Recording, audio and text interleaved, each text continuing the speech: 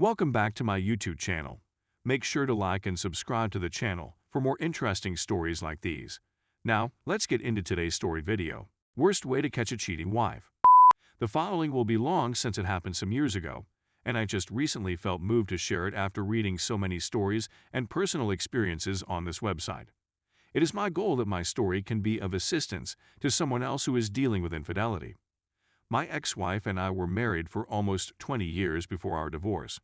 Prior to meeting him, I worked as a professional firefighter, having graduated high school at the age of 17 and enrolled in fire academy with a parent waiver. I am the fourth generation of firefighters. I worked my way up to battalion chief before requesting a demotion back to rescue captain of the rescue squad in my department, since that was where all of my certifications and other credentials were located. On one occasion, we received a call on Christmas Eve about a structural fire in an apartment building. When we got on the scene, we discovered that 18 persons had gone missing. We began rescue efforts and were able to identify a young couple and their wife in a single unit. A young girl seated with medics started shouting, my baby," as soon as I took them out. While a tender changed my oxygen bottle, I was distracted by a young lady screaming, my baby, my baby." I dashed up to her and asked her, "Ma'am, what kind of kid I was looking for? A dog, a cat, a human, or something else?" The only thing she kept repeating was my baby, so I dashed back in after her. I came from the building a short time later with a baby, and as I was making my way out, something inside the structure exploded, debris everywhere. Unexpectedly, I was hit in the back by a big splinter of wood. As soon as I got to the triage area, I fell. I had given up the baby. Then I saw the message splinter was detected hanging out of my mouth. Then I was flown by helicopter to a trauma center, where I passed out twice and was brought back to consciousness before being rushed into emergency surgery. My heart had been pierced by a splinter, and I was on the verge of death. My wife was called by my team to notify her of what had transpired, and she told them that she would not be attending since she had more important things to do than worry about my ploy for her attention and how I was attempting to get into her trousers while at work. The hospital kept me for 30 days because they wouldn't let me go until they were pleased that I was healthy enough to return home, which was in a very rural location around 60 miles from where I worked and had a genuine hospital. When I was released, I begged my wife to transport me to the top, but she stated she didn't have the time to make the trip. To go home, I had to beg for a lift from one of my crew members, who led me inside my house to make sure I wasn't alone. We were walking through my house looking for my wife because her minivan was parked in the driveway, and as I unlocked our bedroom door, I fell to my knees as my crew member rushed up behind me and exclaimed, "Are you doing?" We were walking through my house looking for my wife because her minivan was parked in the driveway. When we opened the door to my bedroom, we found my wife in bed with a person under her kitty, another behind her in her buttocks, and a third in her mouth. First and foremost, I was taken aback by the one in her buttocks and mouth, something she had never done with me and which I had never tried since I was too large and would suffocate her or otherwise damage her. My buddy helped me out of the car and then went inside the store to purchase some clothes for me to take with me. He picked me up and brought me to the home of another buddy, where we spoke about what had transpired. Afterward, when I apprehended her, my friend told me that when he came into the room to retrieve something for me, the ex and her boy toys didn't stop what they were doing, and he was able to take cell phone film without them knowing it. In less than a week, my friends supported me in finding a lawyer and initiating the divorce process. Fortunately, our children were now adults, and we didn't have to put them through that divorce ordeal, since I found in court that everyone in our social circle was getting a portion of my wife's inheritance except me. She confessed in front of the court that she was doing every man in town, that I was nothing more than a paycheck, and that she always hoped I would die in the line of duty so that she could collect the $1 million life insurance policy we had in case I was killed on the job. I remember when we first met and throughout our lives, she was always kind and naive, and she was a little slow in many things, but when her mother lost everything and moved in with us for a while, that's when my wife began to change.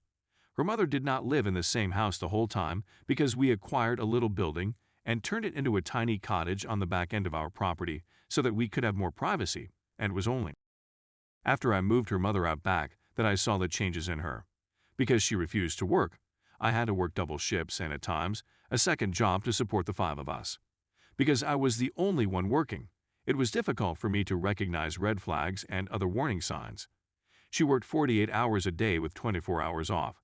The typical schedule is 24 hours on, 48 hours off. My family consists of my wife, 2 children, my mother-in-law, and myself.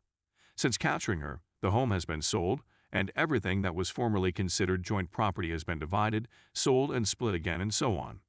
My crew has rallied behind me, being there to assist me when I want it, as well as to assist me in regaining duty status, as well as to be there when I require someone to chat to, and so on. Because the vast majority of the men and women on my team lived in the city where we worked, it took them at least an hour each way to come and assist me. I worked really hard to recapture my career. My goal was to complete 35 years of service and then retire. I was successful. After completing my physical and returning to duty, I was called to the chief's office, where I was instructed that I had 2 alternatives. Captain, you have 2 possibilities. 1, you may retire at 30 years old and keep your full pension and benefits, or 2, we will medically retire you and give you half of your pension and perks. I stumbled through my re-entry examinations, but I passed. Captain, you are not the most skilled firefighter I have ever met, but because of your age, injury history, and recent diagnosis of post-traumatic stress disorder, PTSD, paired with bipolar disorder, your insurance company will no longer cover you because you pose a significant danger to others. So you have a choice in the matter. I was depressed and dejected when I decided to resign.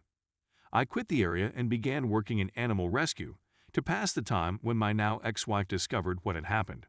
It was the lowest point in my life. Everyone turned me down for a job because I was living in an RV trailer and running an animal sanctuary. Certainly, I didn't have to work, but I needed to get something done. I swore off women, with the exception of my sister, who is a firefighter, and I didn't socialize, date, or do anything else for a very long time after that. I was certain that I would never be in a relationship again, and that I would never be able to trust anybody else. I started playing one of those M-Morp games and met a woman. We chatted and eventually exchanged numbers. After 18 months, she decided she wanted to meet me and told me that I was not a or anything because no one would spend this much time picking a target. I laughed harder than I had ever laughed in my life. We had a 20-year age gap, plus we were of different races, and interracial relationships are still frowned upon where I live. Yes, it's Redneckville, USA, and we're literally living in the Stone Age in many ways. But I consented to meet her. It was a great experience. With full confidence, I can state that she was the best decision I've ever made. She was all I could have dreamed for and more. She, like me, was brought up to believe that a woman's major responsibilities were to her husband and family, rather than to money or a career. She was wrong. No problem with a woman who works, but regardless of gender, family should always take first before career or any other pursuit. The fact that I lost my father during the Vietnam War and that I am now married to a Vietnamese woman who is expecting our first child in November of 2021 is a bit of an irony in some respects. Heinous, and it is maybe the most difficult thing we can go through in our lives. However, please bear in mind that this is not the end of the world if this happens. Not all men or women are the same as your adulterous spouse, to make matters worse. Create a time for yourself, get medical attention, and regain your identity. Take your time and remember that something higher is searching for you as well. Suicide is never, ever an option. Choosing to quit up is just not an option. You are resilient. You have the ability to reconstruct your life and make a better one. Never lose sight of the fact that life and love will always find a way.